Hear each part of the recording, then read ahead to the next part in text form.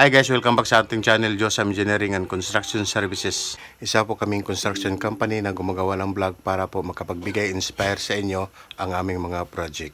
Isang like and share, malaking tulong na po yan sa amin. Salamat!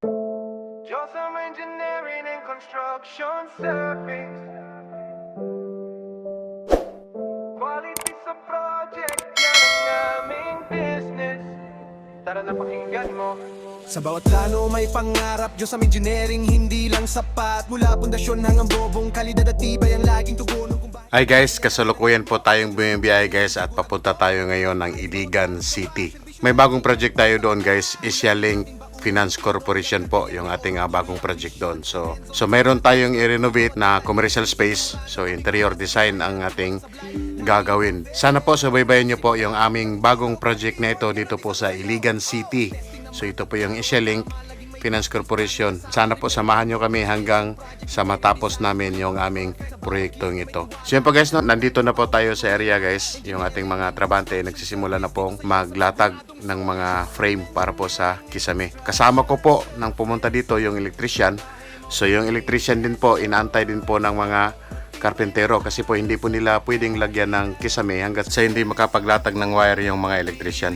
So sa mga sandaling ito guys, naghahanap muna kami ng almusal bago magsisimula ng trabaho. So pagkatapos namin mag-almusal, dumiretso kami sa hardware kasi mayroon pang karagdagang materials na binili yung ating electrician at saka yung ating mga karpentero.